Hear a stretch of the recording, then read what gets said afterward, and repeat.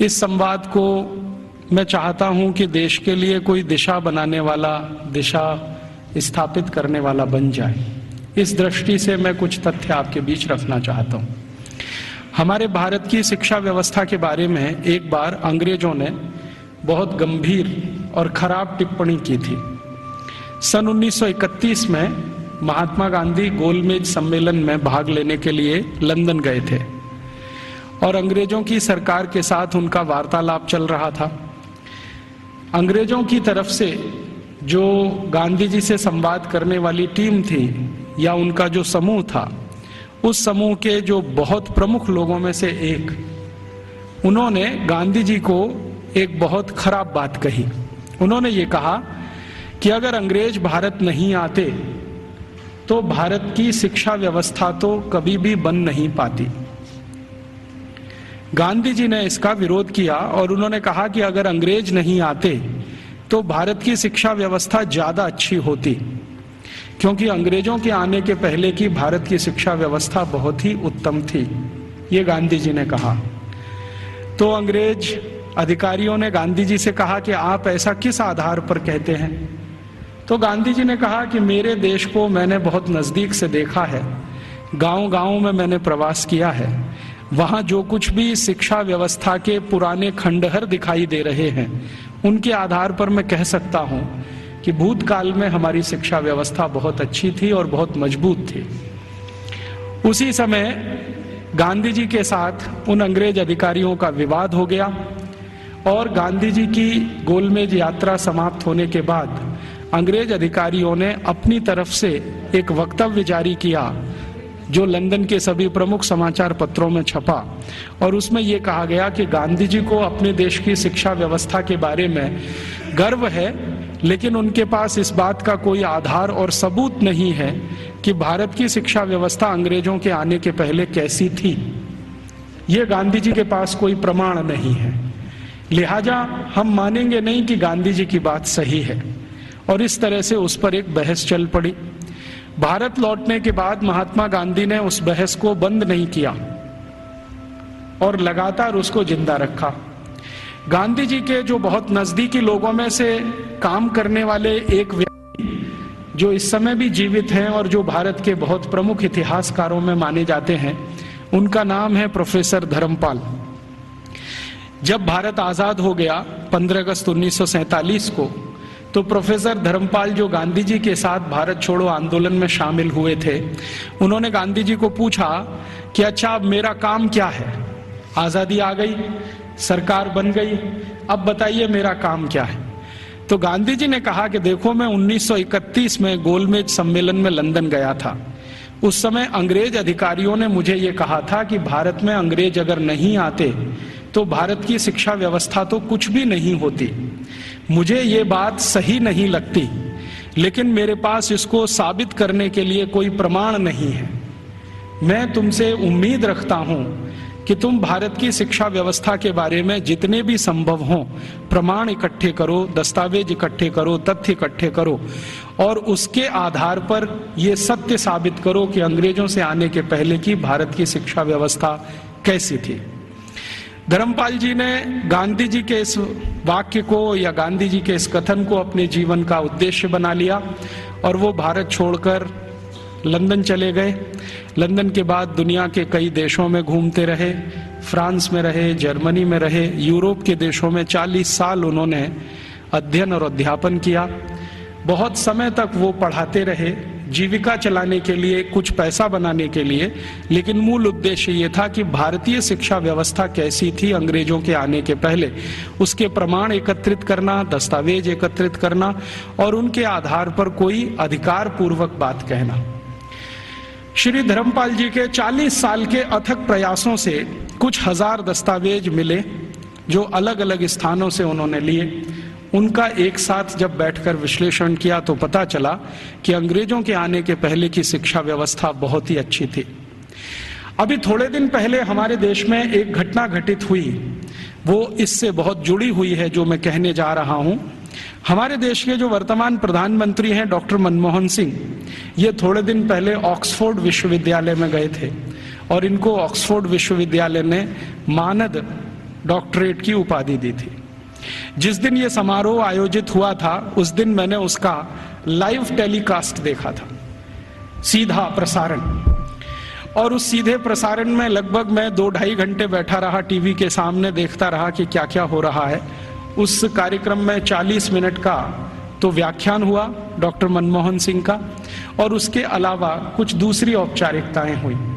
मनमोहन सिंह जी ने जो व्याख्यान दिया इस ऑक्सफोर्ड विश्वविद्यालय के पदवी ग्रहण समारोह में, वो बहुत ही तकलीफ देने वाला था और किसी भी स्वाभिमानी भारतीय नागरिक को नीचा दिखाने वाला था।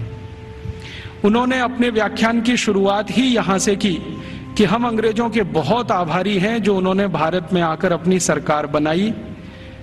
हम अंग्रेजों के बहुत आभारी हैं जो उन्होंने भारत में आकर शिक्षा व्यवस्था दी। हम अंग्रेजों के बहुत आभारी हैं जो उन्होंने भारत में आकर न्याय व्यवस्था स्थापित की। हम अंग्रेजों के बहुत आभारी हैं कि उन्होंने भारतीय लोगों को विज्ञान सिखाया। हम अंग्रेजों के बहुत आभारी हैं कि उन्होंने भारतीय नागरिकों को विज्ञान और तकनीकी का अंतर समझाया। हम अंग्रेजों के बहुत आभारी हैं कि उन्होंने अंग्रेजी भाषा हमें बताई। और ऐसा ही वो 40 मिनट बोलते रहे। अगले दिन क्या हुआ, लंदन के सभी समाचार पत्रों में हमारे भारत के प्रधानमंत्री डॉक्टर मनमोहन सिंह का ये वक्तव्य छपा और इस वक्तव्य के साथ सभी समाचार पत्रों में संपादकीय टिप्पणी भी छपी। और ज्यादातर समाचार पत्रों के संपादकीय में ये लिखा गया कि हमारे देश के एक पूर्व प्रधानमंत्री विंस्टन चर्चिल ने सन 1945 में भारत के बारे में ये कह दिया था कि ये देश आजाद होने लायक देश नहीं है। और भारत के प्रधानमंत्री डॉक्टर मनमोहन सिंह ने कल लंदन में व्याख्यान देकर ये सिद्ध कर दिया कि भारत आजादी के इतने साल के बाद भी अभी मानसिक रूप से गुलाम है। जिस देश का प्रधानमंत्री अभी भी अंग्रेजों के गुणगान करता हो, उस देश की प्रजा की मानसिक गुलामी की स्थिति क्या होगी इसका अंदाजा हम लगा सकते हैं, वगैरह वगैरह। खूब लंबी संपादकीय टिप्पणी उस पर की गई। मेरे कुछ दोस्तों ने वो संपादकीय टिप्पणियां अलग अलग अखबारों से काट कर भेज दिया। उसके बाद मैंने डॉक्टर मनमोहन सिंह के लिए एक पत्र लिखा जो लगभग 250 पेज का है। वो पत्र नहीं, एक किताब हो गई। और मैंने उनसे कहा कि हमें बड़ी शर्म आती है कि आप भारत के प्रधानमंत्री हैं जो भारत के बारे में कुछ भी नहीं जानते। हमें शर्म आती है कि आप भारत के ऐसे प्रधानमंत्री हैं जिन्होंने भारतीयता का कुछ समझने की भी जीवन में कोशिश नहीं की है। भारत अंग्रेजों के पहले कैसा था, भारत की शिक्षा अंग्रेजों के पहले कैसी थी, भारत की तकनीकी और विज्ञान अंग्रेजों के पहले कैसा था, हमारा भारत अंग्रेजों के पहले उद्योग और व्यापार में किस स्थान पर दुनिया में टिका हुआ था, ये सब बातें अगर आप दस्तावेजों के आधार पर जरा समझें और जानें तो बहुत अच्छा होगा। आप अगली बार ऐसा गुलामी का वक्तव्य देने से बचेंगे। आपको सुनकर हैरानी होगी कि मैंने ये जो पत्र लिखा, ये पत्र मनमोहन सिंह के कार्यालय में पहुंचा और एक लाइन का उत्तर आया कि आपका पत्र मिला और हम उसको कार्यवाही के लिए भेज रहे हैं। अब कहां भेज रहे हैं कार्यवाही के लिए? मैंने तो लिखा था हमारे देश के प्रधानमंत्री को, और उसमें पत्र तो एक ही पन्ने का था, बाकी 249 पन्ने के तो दस्तावेज जो ये सिद्ध करने के लिए मैंने उनके पास भेजे कि आप पहले इन दस्तावेजों को पढ़ें और देखें कि अंग्रेजों के आने के पहले का भारत कैसा था। शिक्षा व्यवस्था के स्तर पर, तकनीक और विज्ञान के स्तर पर, उद्योग और व्यापार के स्तर पर, हर स्तर पर, चिकित्सा व्यवस्था के स्तर पर, जहां तक भी संभव हो मैंने उसमें जानकारी दी। उसमें से एक हिस्से की छोटी जानकारी मैं आपसे भी शेयर करना चाहता हूं कि भारत की शिक्षा व्यवस्था कैसी थी और जिस समय हमारी शिक्षा व्यवस्था ऐसी थी उस समय यूरोप की शिक्षा व्यवस्था कैसी थी। भारत की शिक्षा व्यवस्था के बारे में सबसे ज्यादा काम जिन्होंने किया है वो कुछ अंग्रेज ही है। एक अंग्रेज अधिकारी भारत में आया जो लगभग 40 साल यहां रहा, उसका नाम था विलियम एडम। विलियम एडम बहुत उच्च स्तर का अधिकारी था। अंग्रेजों की जो संसद का एक हिस्सा है हाउस ऑफ लॉर्ड्स, उसमें बहुत दिनों तक वो सांसद था और भारत में उसको बहुत उच्च स्तर का अधिकारी बनाकर भेजा गया था। उसकी हैसियत इतनी बड़ी थी कि वो भारत में आकर अगर गवर्नर को या वायसराय को कोई सुझाव दे दे तो वॉयसराय उसको कानून बनाने के लिए मजबूर होता था। विलियम एडम इस स्तर का अधिकारी था। उस विलियम एडम के नीचे काम करने वाले कुछ अधिकारी थे, जिनमें से एक था मैकॉले, टीवी मैकॉले। मैकॉले की तो आपने बार बार चर्चा सुनी है, बार बार नाम भी सुना है, लेकिन विलियम एडम के बारे में शायद आप में से कम लोग जानते होंगे, क्योंकि ये मैकॉले का बॉस था। मैकॉले भारत में शिक्षा व्यवस्था के बारे में जितना भी अभ्यास करता था, वो अपने इमीडिएट बॉस विलियम एडम को भेजता था। तो विलियम एडम ने भारत की शिक्षा व्यवस्था पर एक रिपोर्ट तैयार की, और वो रिपोर्ट लगभग 1700 कुछ पन्ने की है, 1780 पन्ने हैं उस रिपोर्ट में। वो रिपोर्ट संसद में पेश की गई। संसद माने अंग्रेजों की संसद में, हाउस ऑफ कॉमन्स में पेश की गई, और इस रिपोर्ट के आधार पर अंग्रेजों को पता चला कि भारत की शिक्षा व्यवस्था कैसी है। विलियम एडम की रिपोर्ट में से कुछ तथ्य मैं आपको देता हूं जो इस समय अंग्रेजी संसद के रिकॉर्ड्स पर हैं। आप जानते हैं कि हाउस ऑफ कॉमन्स और हाउस ऑफ लॉर्ड्स में जो भी बहस होती है वो सभी रिकॉर्ड में रहती है, और जो रिकॉर्ड में आ जाती है वो उनका डॉक्यूमेंट्स बन जाती है, दस्तावेज बन जाती है। और फिर ब्रिटिश पार्लियामेंट की एक प्रेस है जिसको हंसार्ड कहते हैं, वो जरूरत पड़ने पर समय समय पर ये डॉक्यूमेंट्स को प्रकाशित करती रहती है। तो भारत की शिक्षा व्यवस्था पर विलियम एडम की रिपोर्ट, जिसमें जगह जगह पर मैकॉले की दी गई टिप्पणी, मैं पहले मैकॉले की एक छोटी सी लाइन आपको सुना देता हूं। मैकॉले और विलियम एडम भारत की शिक्षा व्यवस्था के बारे में अंग्रेजों की संसद में जब बात कर रहे हैं तो घंटों घंटों उन्होंने बात की है। एक दिन ये टीवी मैकॉले 2 फरवरी सन 1835 को ब्रिटिश पार्लियामेंट के हाउस ऑफ कॉमन्स में खड़ा होकर भाषण दे रहा है और कह रहा है कि मैंने भारत का उत्तर, दक्षिण, पूरब, पश्चिम पूरा इलाका घूम लिया है। ऐसा कोई क्षेत्र नहीं है जो मैंने भारत का नहीं देखा है, और मैंने भारत का बाहरी क्षेत्र भी देखा है, आंतरिक क्षेत्र भी देखा है। देखने के बाद मैं जो कह रहा हूं आप उस पर विश्वास नहीं करेंगे, लेकिन जो सत्य है वो मैं आपको कहूंगा, उसको मैं अपने अंदर रोक नहीं सकता। सत्य क्या कह रहा है? वो कह रहा है कि संपूर्ण भारत को उत्तर, दक्षिण, पूरब, पश्चिम में घूम लेने के बाद उसने अंग्रेजी का एक मुहावरा इस्तेमाल किया है, I had traveled length and breadth। Length and breadth माने सब भारत मैंने देख लिया, मैंने पूरा भारत देख लिया, और उसके बाद मैं ये कहता हूं कि भारत देश में आज तक कहीं भी भिखारी देखने को नहीं मिला, कोई बेरोजगार आदमी देखने को नहीं मिला, गांव के किसी कोने में किसी स्थान पर बैठा हुआ कोई ऐसा व्यक्ति ना मिला जो किसी पर पराश्रित हो। आज तक मैंने किसी ऐसे व्यक्ति को भारत में नहीं पाया जो अपना जीवन चलाने के लिए दूसरों के आगे हाथ फैलाता हो। और ये ज्यादा पुरानी बात नहीं है, 1835 में वो बोल रहा है। आज से लगभग आप कल्पना करें तो 170 साल पहले बोल रहा है। तो 170 साल पहले इस देश में कोई भिखारी नहीं था। जरा ध्यान से सुनिए इस बात को, कोई भिखारी नहीं, कोई बेरोजगार नहीं। फिर वो कहता है टीवी मैकॉले कि मैंने दुनिया के बहुत शहर देखे हैं, पेरिस देखा है, बर्लिन देखा है, हैम्बर्ग देखा है, मॉस्को देखा है, फ्रैंकफर्ट देखा है, शिकागो देखा है, न्यूयॉर्क देखा है, लंदन तो अपना है ही, बार बार देखा है, लेकिन इन सभी शहरों की कुल संपत्ति भारत के एक शहर से भी बहुत कम है। तो उसको पूछा गया प्रश्न कि बताओ वो कौन सा शहर है? तो कहता भारत का एक शहर सूरत, और यूरोप के सारे शहर एक बाजू में, तो भी सूरत इन सभी पे भारी पड़ता है। इतनी संपत्ति, इतना धन मैंने उस शहर में देखा है। और वो कहता है कि इतना धन और संपत्ति जिस समाज के पास हो, उस समाज को गुलाम बनाना एकदम मुश्किल है।